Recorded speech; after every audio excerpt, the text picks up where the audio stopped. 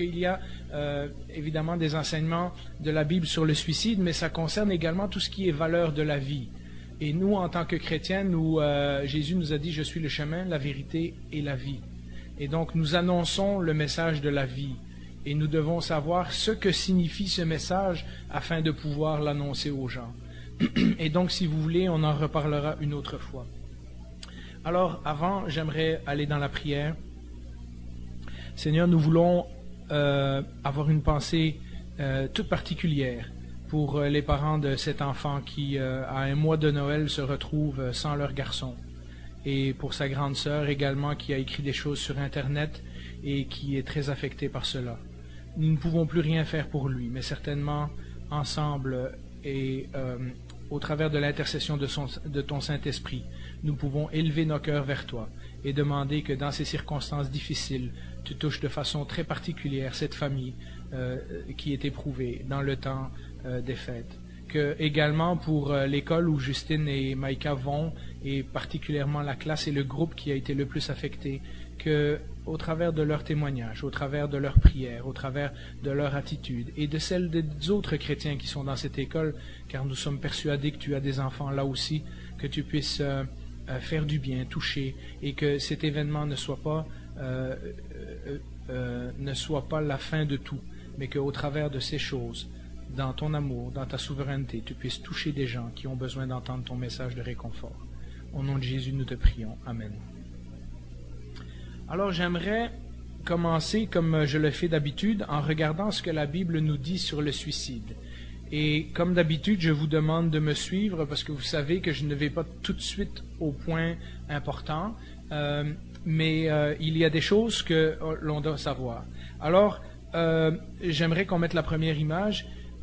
La première chose qu'il nous faut savoir, et là, on s'entend, je ne vais pas parler de cette situation-là en particulier, mais je parle de ce que la Bible nous parle sur le suicide, et aussi parce que ça pourrait vous concerner vous, soit parce que vous l'avez vécu dans votre famille, soit parce que à cause d'une maladie quelconque ou quoi, vous avez peut-être considéré vous enlever la vie, ou on ne sait jamais. Vous savez, on vient à l'église et puis on a tous des beaux sourires et des beaux visages, mais il y en a parmi nous qui souffrent.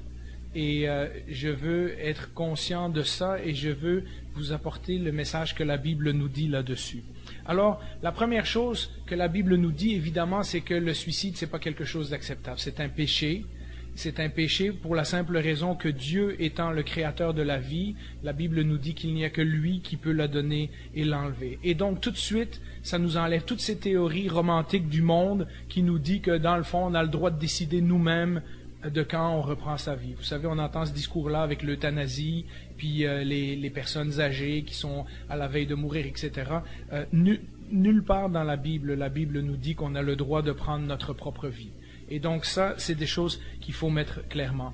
Dans 1 Samuel, il y a d'autres versets que j'aurais pu vous citer. « L'Éternel fait mourir et il fait vivre, il fait descendre au séjour des morts et il en fait remonter. » Et donc c'est vraiment, la Bible dit, puisque Dieu nous a créés, puisque Dieu nous a donné la vie, il est le seul qui a le droit de la reprendre.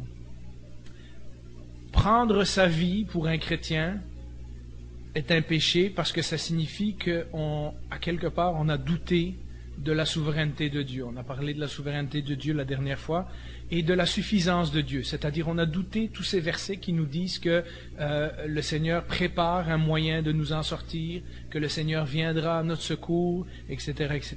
C'est aussi un péché, évidemment, parce que c'est une désobéissance au commandement de ne pas commettre de meurtre. Dans le fond, on commet un meurtre contre nous-mêmes lorsqu'on fait ça, mais c'est aussi un péché car ça fait mal aux autres.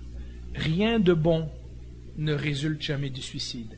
Quelqu'un disait une fois, au contraire de penser que le suicide n'atteint que la personne qui a posé le geste, le suicide dure plusieurs vies. Vous comprenez la citation, ça affecte beaucoup de vies, ça affecte beaucoup de gens autour de nous.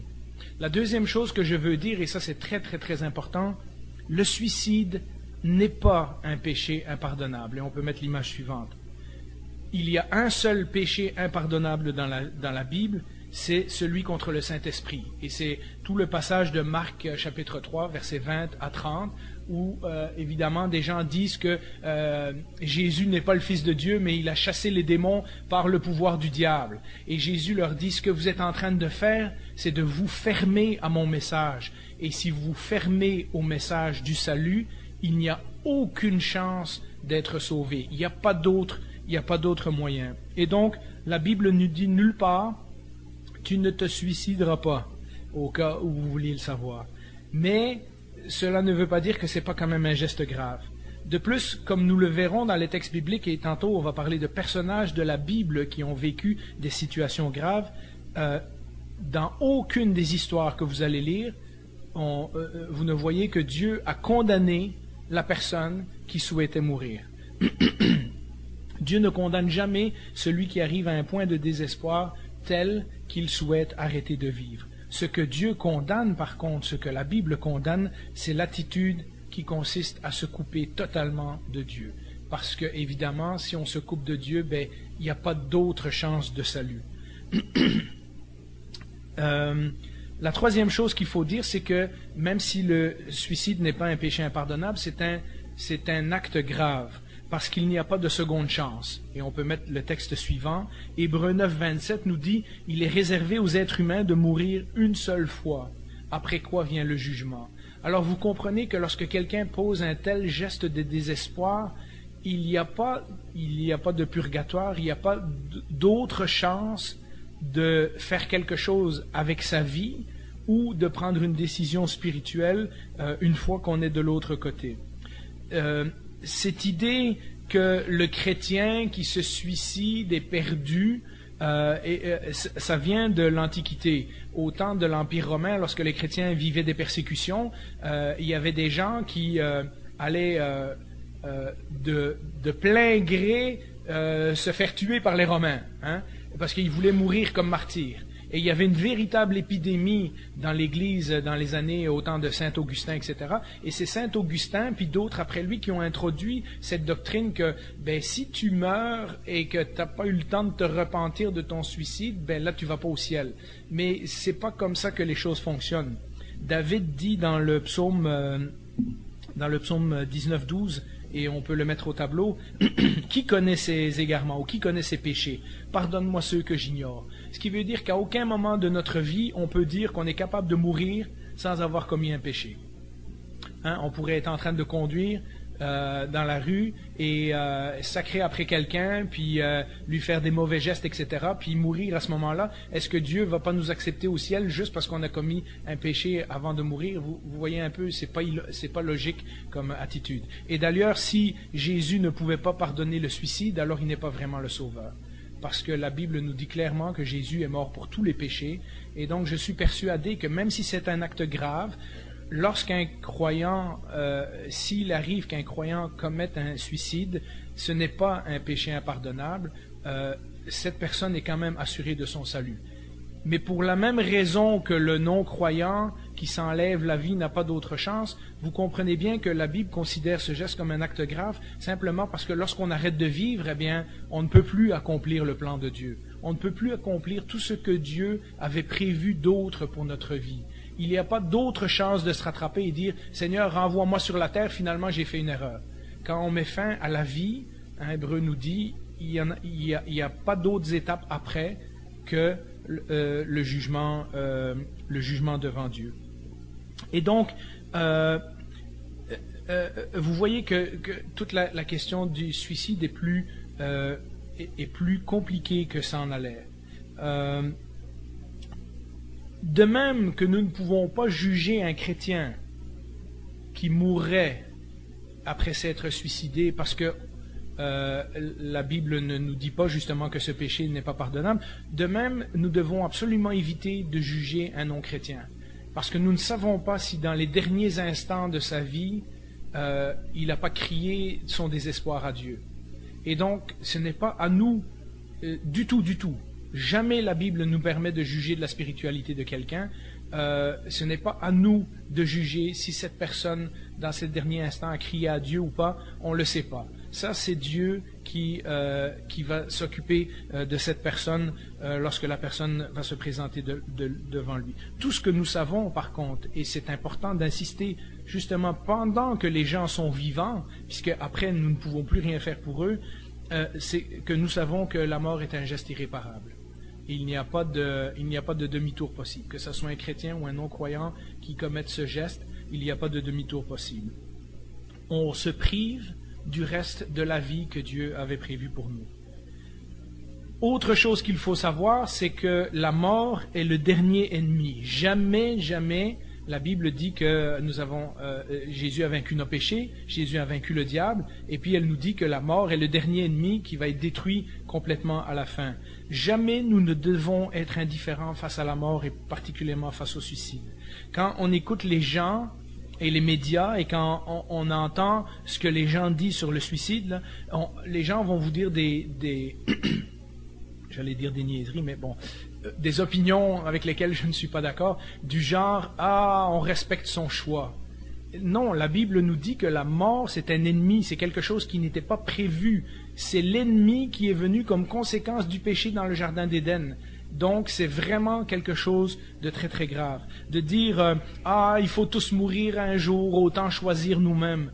C'est aussi un bête argument. Nous n'avons pas le droit de choisir nous-mêmes parce que la mort n'est pas quelque chose avec lequel on joue. La mort est vraiment présentée dans la Bible comme un ennemi.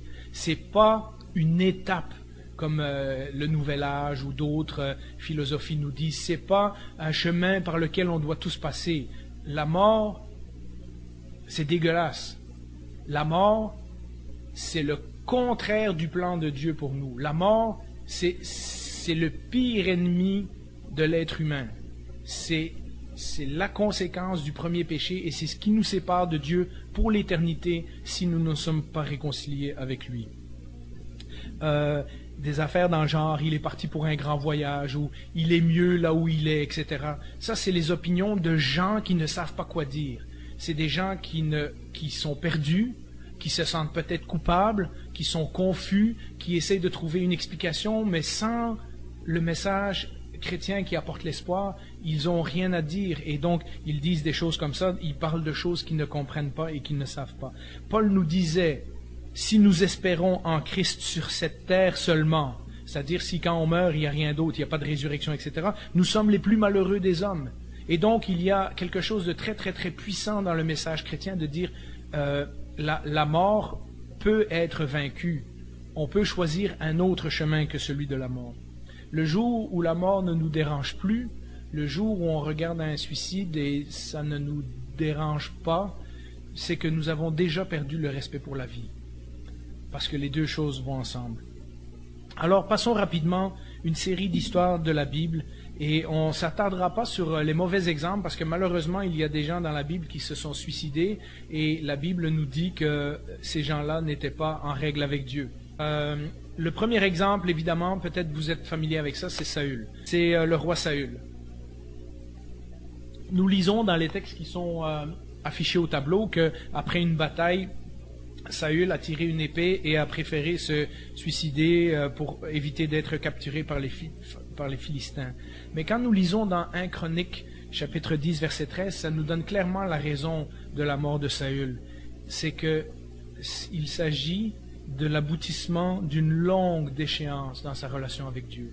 C'est que désobéissance après désobéissance après désobéissance, Saül est devenu tellement désespéré et s'est coupé de la présence de Dieu qu'à la fin, il n'a pas le choix de mettre fin à sa propre vie parce qu'il ne voit pas pourquoi il pourrait encore vivre.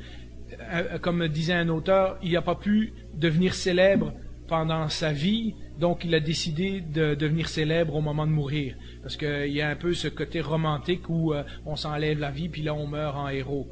Mais évidemment, nous savons, la Bible nous dit que Dieu a enlevé son esprit de Saül. Et donc, il y a eu vraiment une cassure dans la relation avec Dieu.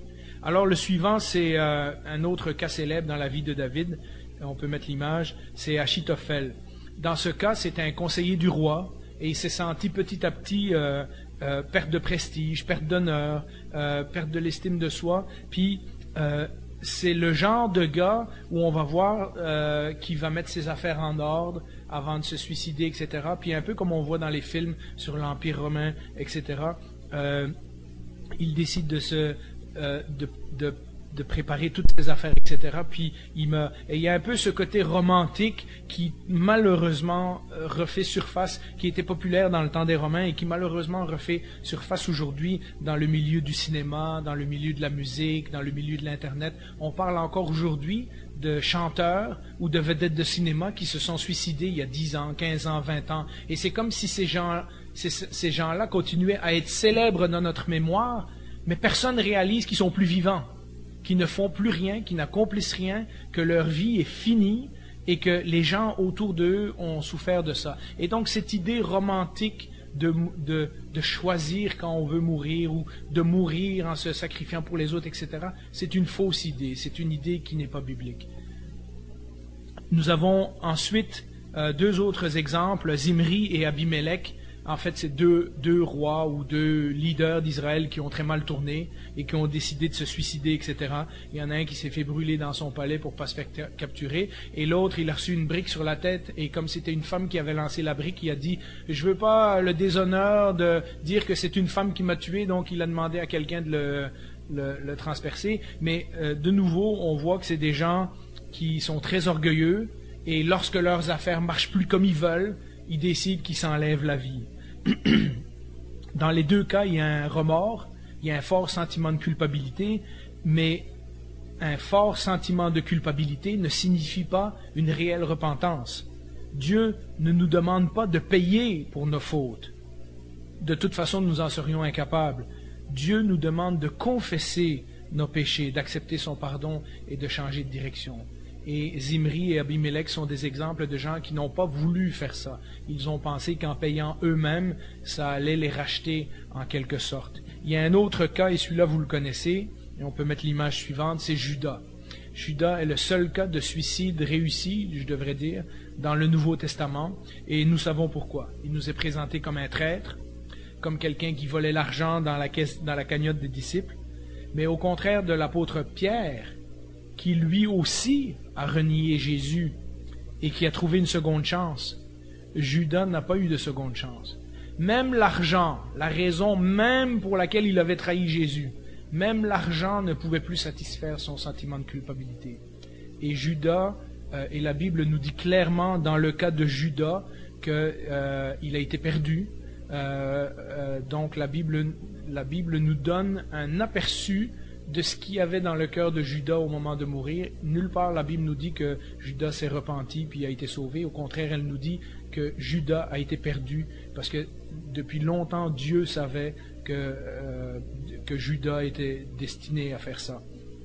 Et donc nous avons des mauvais exemples. Mais si nous regardons ces exemples, nous remarquons qu'en fait, la raison que ces gens se sont enlevés la vie, c'est qu'aucun d'entre eux avait une bonne relation avec Dieu. Aucun d'entre eux arrive à un moment dans sa vie où il dit « Ah, je suis désolé, pardonne-moi Seigneur, etc. » Ce sont tous des gens qui ont décidé de s'enlever la vie plutôt que de devoir rendre des comptes ou reconnaître leurs erreurs. Alors vous me direz, Jean-Philippe, bon là tu nous as parlé de gens pas gentils, pas en relation avec Dieu dans la Bible, mais seriez-vous surpris si je vous disais qu'il y a des grands hommes de Dieu, des grands prophètes dans la Bible qui ont failli s'enlever la vie, qui ont voulu mourir, et c'est vers ça que je veux tourner notre attention maintenant. Et vous comprendrez à la fin où je veux en venir avec ça. Le premier, et ça on l'oublie souvent, le premier de ces hommes-là, on peut mettre l'image suivante, c'est Moïse. Moïse, le bonhomme qui nous a donné les 5 premiers livres de la Bible, qui nous a donné les 10 commandements, qui nous raconte toute l'histoire de la Genèse jusqu'au pays promis, lui qui a fait des miracles, qui a fait les plaies d'Égypte, qui a rencontré Dieu dans un buisson ardent, cet homme-là, lui qui a levé son bâton et que la mer s'est séparée en deux, lui qui a prié et la manne est tombée du ciel, lui qui a frappé un rocher et que l'eau est sortie du rocher, ce grand prophète-là, celui que Dieu écoutait, celui qui a parlé à Dieu face à face, celui dont le visage brillait tellement qu'il était obligé de se mettre un voile après qu'il avait parlé à Dieu, parce que les gens ne pouvaient pas le regarder en pleine face. Lui, là, ce Moïse-là, à un moment donné, il arrive où il est tellement épuisé qu'il veut s'enlever la vie. Dans cette histoire qu'on ne racontera pas aujourd'hui, et je vous donnerai les textes pour les lire chez vous, il exprime vraiment des sentiments d'injustice, il n'est pas apprécié, son cœur est plein de colère. D'abord, il est en colère contre le peuple, après ça, il est en colère contre Dieu, et finalement, il se met en colère contre lui-même, et Moïse dit « j'ai plus aucune raison de vivre ».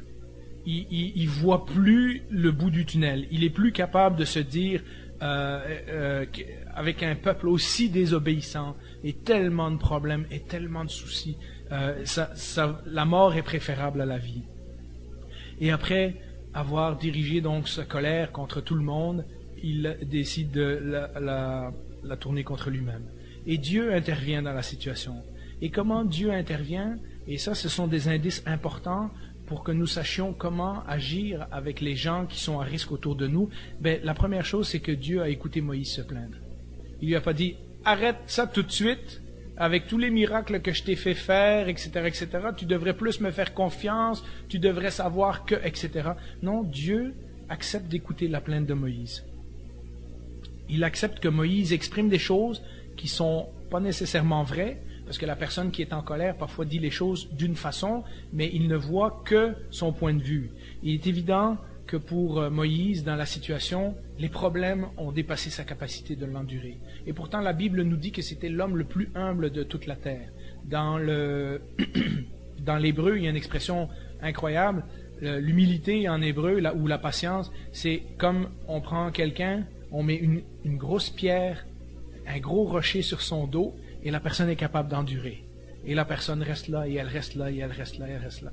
Et la Bible nous dit que cet homme-là était juste plus capable.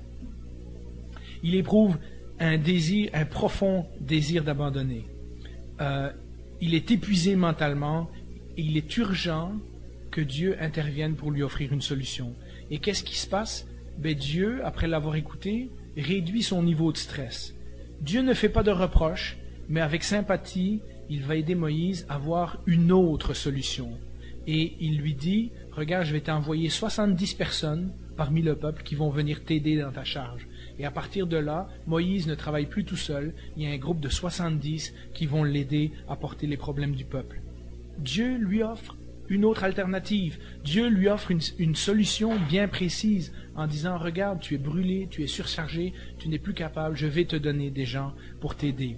Il rappelle à Moïse dans cette histoire qu'il ne l'a pas abandonné et que son esprit est toujours en lui, parce que Moïse, à un moment donné, se demande même si l'esprit de Dieu, c'est-à-dire tout ce qui faisait sa force et sa puissance, est encore avec lui. Et Dieu lui dira, je t'ai pas abandonné, mais là je vais te donner des gens pour t'aider.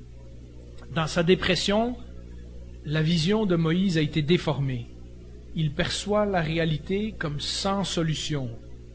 Son image de soi est ébranlée, mais son image de Dieu aussi. Tout à coup, il ne voit plus Dieu comme il est habitué à le voir. Et il ne voit que les problèmes, l'impuissance et ces choses-là. Il est centré sur lui-même, il est centré sur sa propre douleur, il se sent totalement impuissant face à la situation et Dieu lui propose une solution pratique. C'est-à-dire que Dieu ne lui fait pas un discours, un sermon, Dieu ne lui prêche pas, il lui dit « Regarde, je comprends, je vais te donner de l'aide. » Il ne s'agit pas d'une solution toute faite. Moïse a dû aller dans le peuple et choisir les 70. Donc, il a dû participer à la solution que le Seigneur lui a donnée. Mais nous remarquons que quand le stress de Moïse disparaît, la vision de Moïse, de Dieu, revient normale. Et donc, déjà là, nous avons un indice. Alors, un autre grand prophète qui a lutté avec le suicide, c'est le prophète Élie.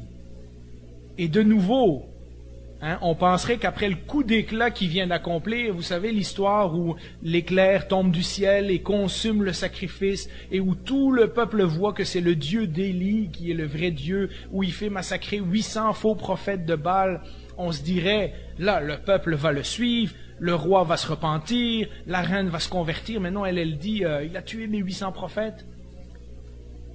Maintenant, c'est moi qui va le tuer, lui. Et elle envoie des hommes à sa poursuite. Et Élie s'écroule. Il est désespéré. Après le coup d'éclat, après le miracle que le peuple a vu, il s'attendait à ce que tous les gens comprennent que Dieu est le seul vrai Dieu, et la reine refuse de se repentir, et elle dit avant la fin de la journée, il sera mort. Et Élie s'enfuit, et il s'enfuit au désert. On dirait au début, il s'enfuit pour préserver sa vie, c'est peut-être un peu normal, mais à partir du moment où il dit à son serviteur, reste ici, puis que lui, il s'enfonce dans un endroit de plus en plus désertique, on commence à se douter qu'il y a quelque chose qui ne va pas. Et après plusieurs jours, Élie s'est enfoncé dans le désert, il est épuisé physiquement, épuisé mentalement, et il demande à Dieu de mourir.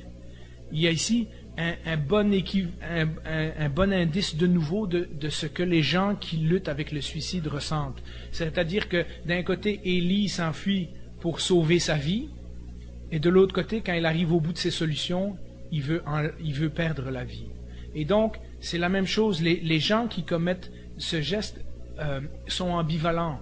Ils n'ont pas décidé un jour de mourir, puis que voilà, il n'y a aucune autre solution. Ils veulent vivre, mais ils ne voient pas d'autre solution, et ils sont comme un peu coincés. Et nous voyons donc que la Bible nous montre des exemples de cela. Élie est en révolte. Il a l'impression, il crie à Dieu, je suis le seul prophète qui reste dans tout Israël, etc. Avant que Dieu corrige sa vision, il lui dit, non, il y en a d'autres, tu le savais juste pas. Je m'étais réservé des gens, mais Élie a l'impression qu'il est tout seul, a l'impression que Dieu l'a laissé tomber, l'amertume, l'échec, tous ces sentiments que les gens ressentent, eh bien Élie les ressent aussi. Il est pessimiste et il voit pas pourquoi il continuait à vivre. Comment Dieu répond? Encore une fois, vous lirez le texte chez vous, il n'y a aucune parole de condamnation.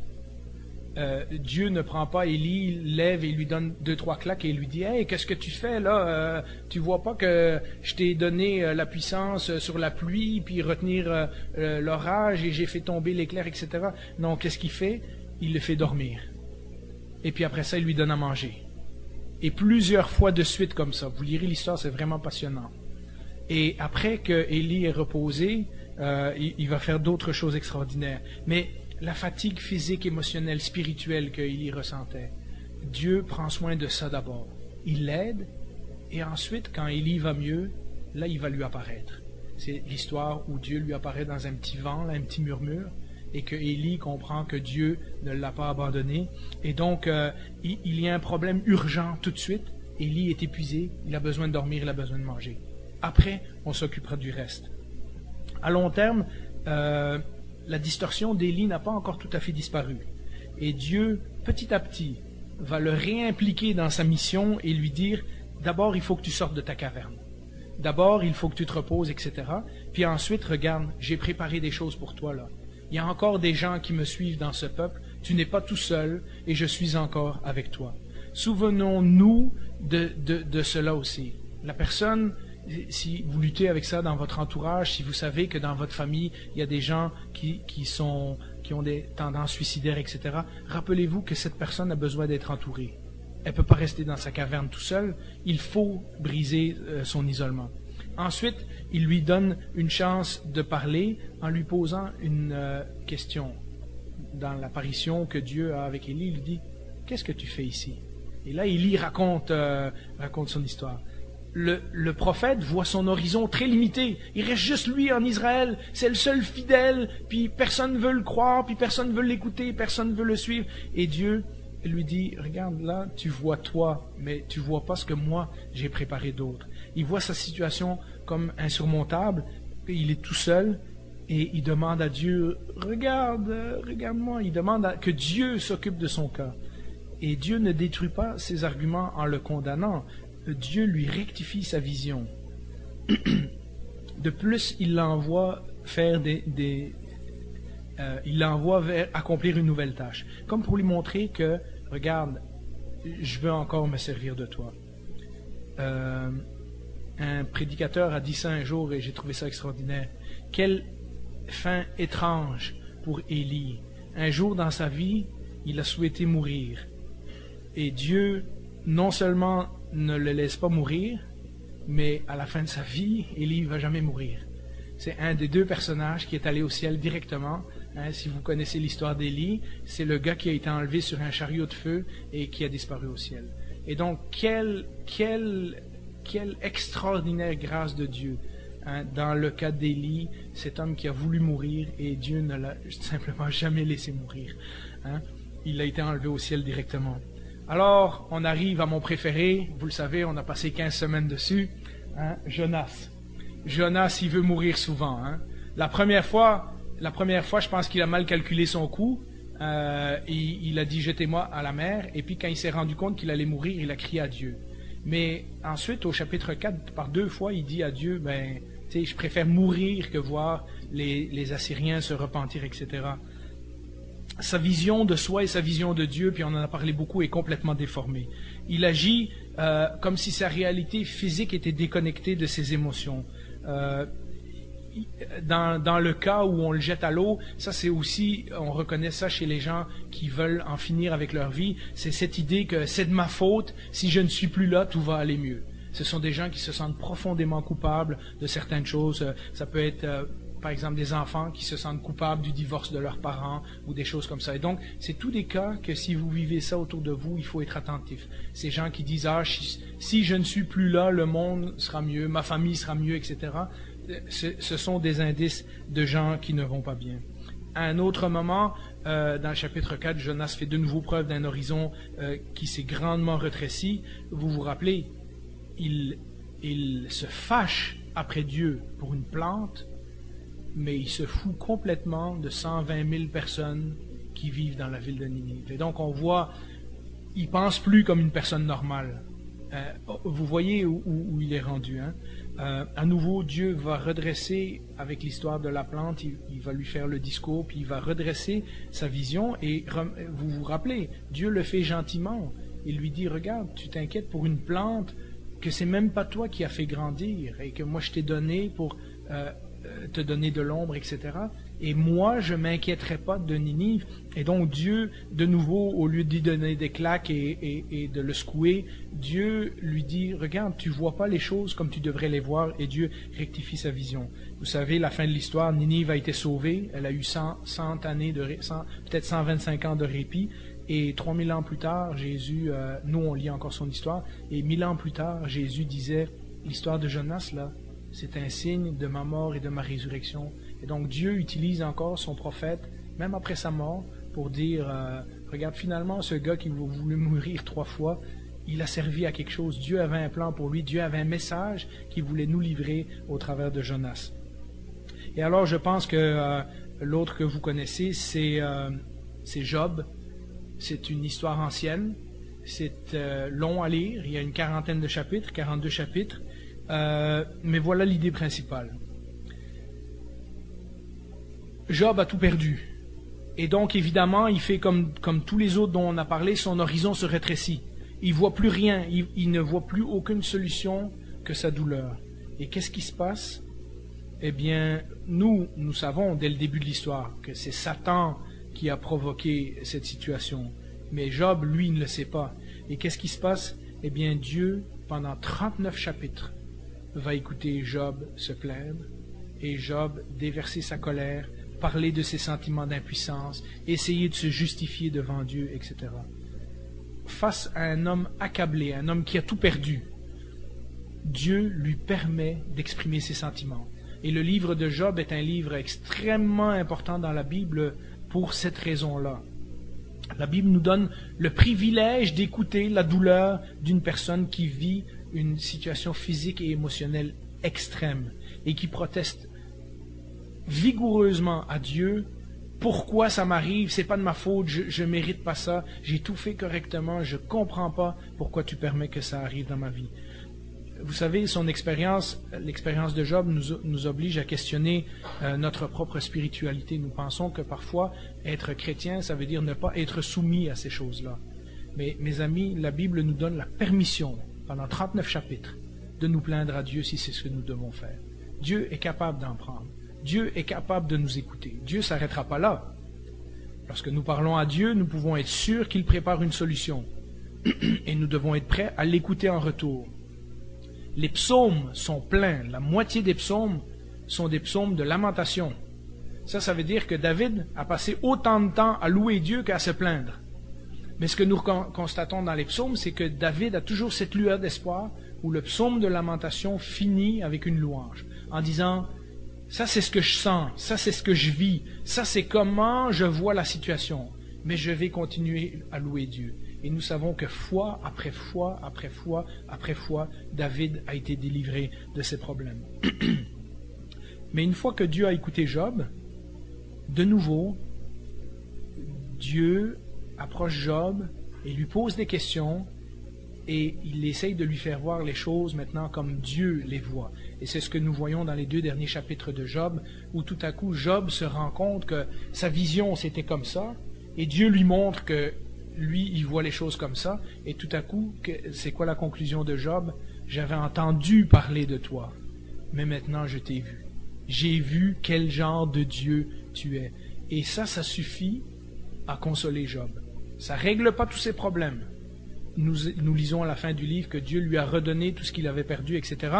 Mais ça n'a pas réglé toute la douleur et toute la souffrance qu'il a vécue. Mais sa vision a changé. Et nous avons un dernier exemple dans le Nouveau Testament, c'est le geôlier de Philippe. Vous vous rappelez quand les apôtres sont en prison, il y a un tremblement de terre, les portes s'ouvrent, et le garde romain veut se tuer parce qu'évidemment, s'il a laissé échapper des prisonniers, il est coupable, il sait bien qu'il va se faire tuer de toute façon, et les prisonniers sont restés sur place. Et Paul l'arrête et lui dit non, on est encore là, ne fais pas ce geste irréparable. Non seulement on voit que l'apôtre Paul avait un respect très fort pour la vie humaine, mais bien plus encore, en lui présentant l'Évangile, en lui présentant ce Jésus, pour la raison pour laquelle Paul est en prison, c'est la vie qu'il affirme. Il lui dit, si tu te repens aujourd'hui, tu seras sauvé. Et il n'est pas en train de lui dire, vas-y, tue-toi, puis si tu te repens, tu auras une vie éternelle, etc. Il lui dit, non, tout de suite, tu as la chance de commencer une nouvelle vie. Et vous lirez cette histoire dans Actes chapitre 16. Une vie qui représente la victoire sur la mort. Vous vous rappelez, Romains 6, 23 nous dit que la conséquence du péché, c'est la mort, et l'apôtre Paul constamment va renverser cette conséquence en disant, maintenant, en Christ, nous avons la vie. Et donc, si vous voyez où je veux en venir, puisque évidemment, nous voulons marcher sur le chemin de Jésus, et donc nous devons savoir en quoi consiste ce chemin, et ce que Jésus, alors, veut que nous fassions face à cette attitude du suicide. J'aimerais vous amener à la conclusion. Le suicide n'arrive pas subitement. C'est pas quelque chose qu'une personne se lève un jour et décide qu'ils vont s'enlever la vie. C'est un processus. Ça prend longtemps et souvent c'est ambivalent. Une fois ils veulent vivre, une fois ils veulent mourir. C'est une crise qui dure, c'est un événement difficile, c'est des choses qui durent depuis longtemps.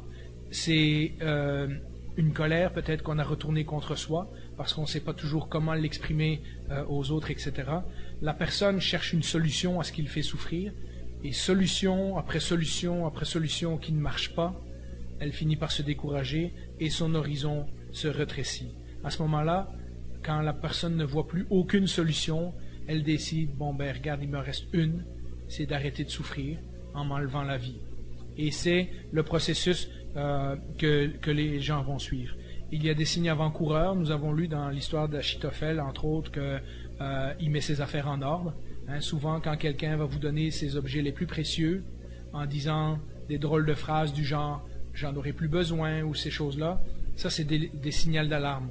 Vous devez faire attention à ça. Ou le monde serait une meilleure place si j'étais plus là, ou ma famille serait plus heureuse si j'existais plus, etc. Ça c'est des signaux d'alarme.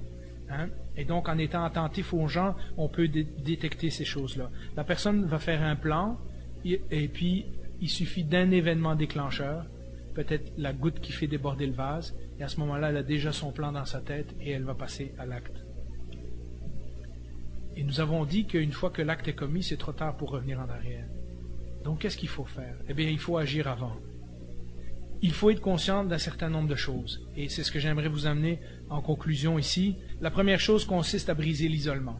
Si vous vous rendez compte qu'une personne dans votre entourage, ou même si vous-même êtes confronté avec des idées suicidaires, etc., restez pas tout seul. La pire chose que vous pouvez faire, c'est de vous isoler. La Bible et la psychologie actuelle nous montrent vraiment qu'il y a un rétrécissement de la vision. Et donc, les gens ne pensent plus correctement. Les gens ne sont plus capables de voir les différents choix, les différentes options, etc. Lorsqu'une personne dans votre entourage vous donne l'impression qu'elle souffre de ces choses-là, c'est important de briser l'isolement. Donc, que vous alliez vers cette personne, que vous l'entouriez, etc. Une écoute attentive est absolument impérative. Nous l'avons vu dans les exemples bibliques. Dieu écoute les gens se plaindre.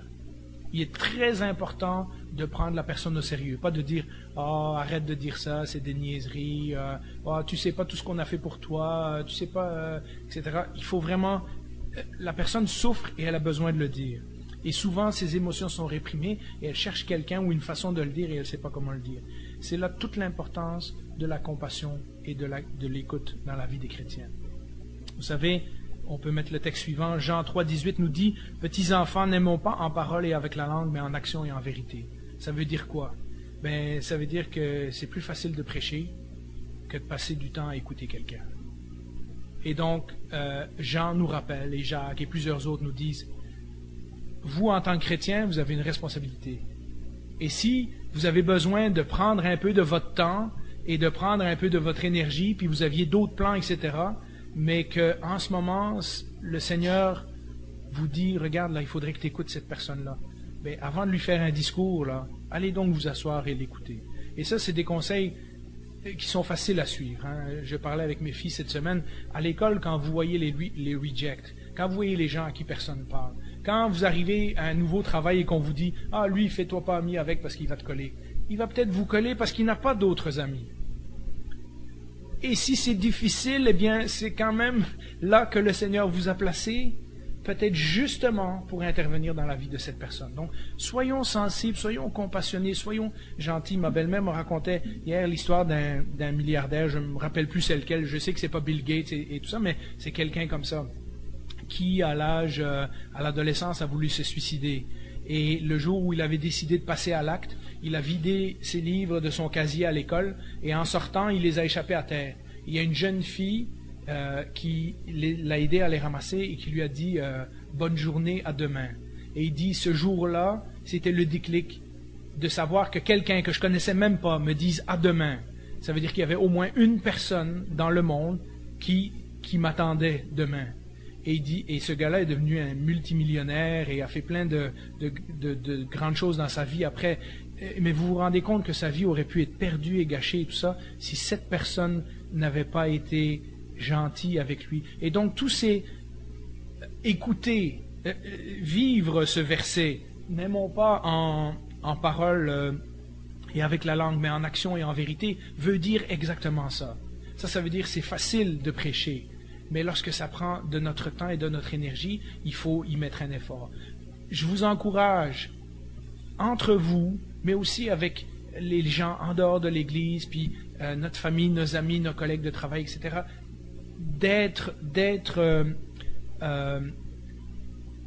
d'être conscient qu'il y a des gens qui nous entourent, qui souffrent. Vous avez eu quelques exemples de la Bible qui vous donnent des indices, des signes avant-coureurs, des gens qui vivent des difficultés, qui le cachent peut-être, mais en étant attentif, vous pouvez détecter ces choses-là.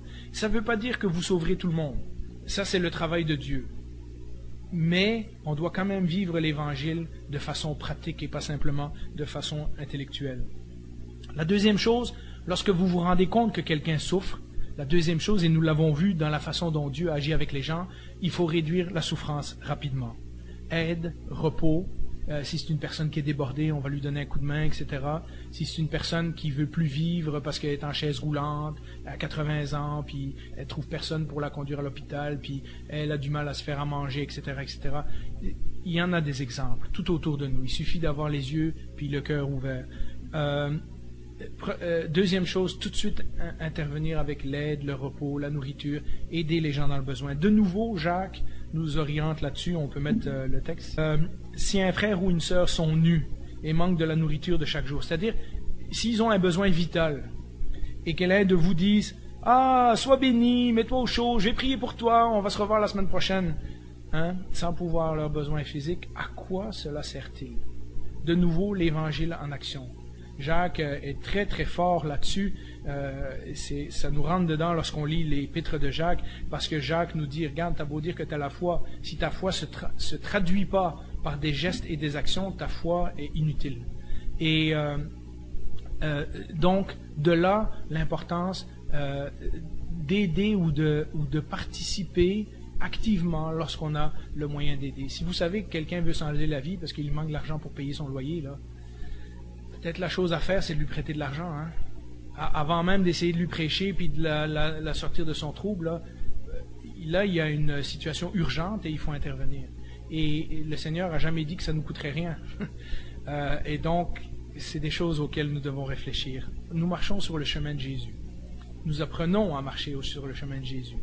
Et Jésus a dit, comme ils ont traité le Maître, de la même façon ils vont traiter les disciples. Et si ça a coûté de quoi à Jésus, ça va nous coûter à nous aussi.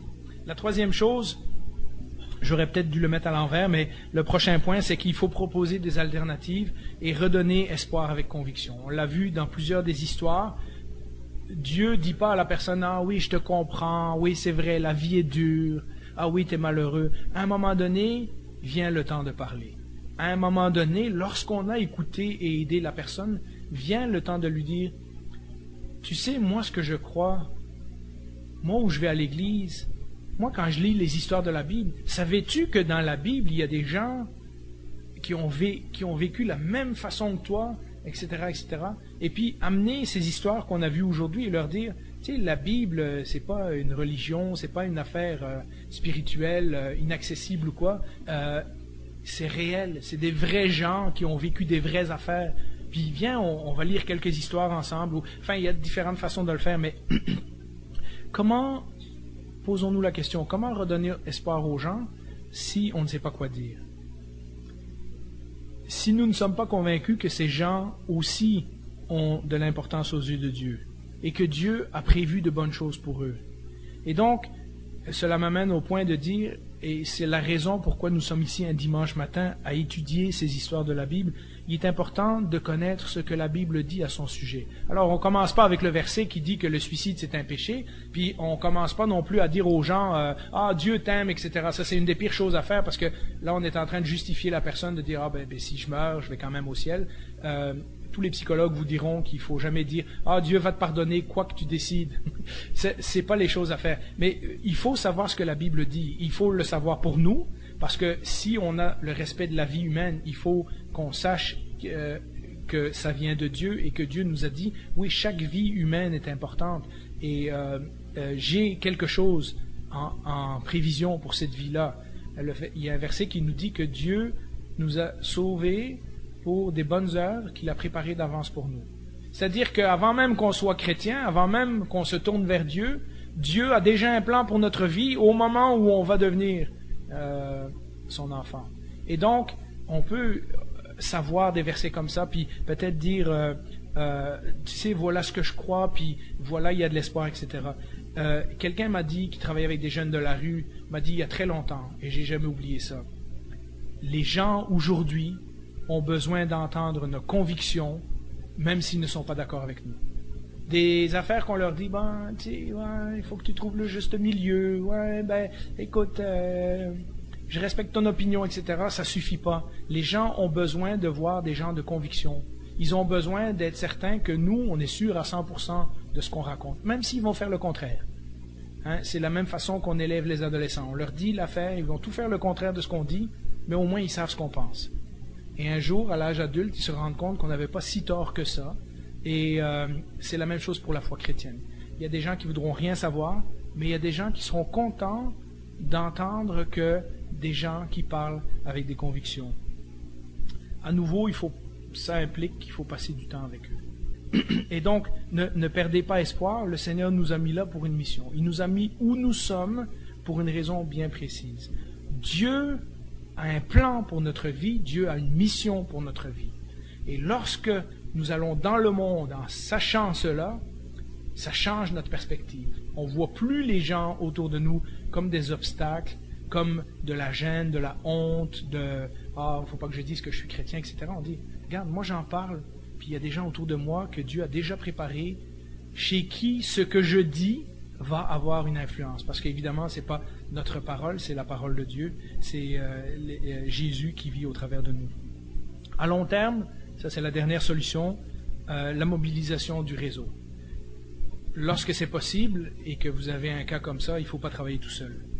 Les amis, la famille, les gens doivent être impliqués et c'est obligatoire pour éviter les rechutes à long terme parce que plus on est à être attentif, plus on va s'occuper de cette personne.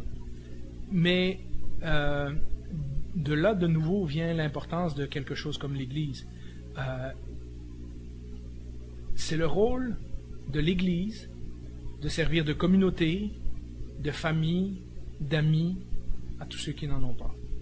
Parce que malheureusement, dans le monde, des gens qui vont être poussés vers le suicide parce qu'ils n'ont plus rien. Ils n'ont plus de famille, ils n'ont plus d'amis, ils n'ont plus de communauté. Et nous, en tant que chrétiens, nous sommes appelés à remplir ce rôle-là.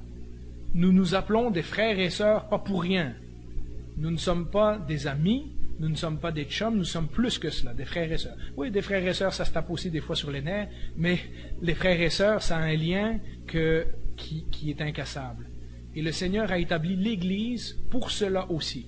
Pas pour que nous nous sentions bien dans notre petite gang ou dans notre petite clique, mais pour que les mondes qui ont besoin puissent trouver une famille et une communauté pour les aider.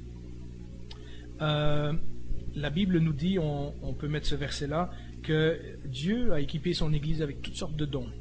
Et j'ai passé, mais regardez dans ces quelques versets, nous avons différents dons selon la grâce qui nous a été accordée. Et là où il y a des pointillés, c'est que j'ai passé, si quelqu'un est appelé à servir ou à aider, qu'il se consacre à son service. Celui qui a le don d'encourager, donc il y a des gens parmi nous qui ont ça facile, l'encouragement, eh bien, qu'il se donne à l'encouragement. Que celui qui le donne fasse avec générosité.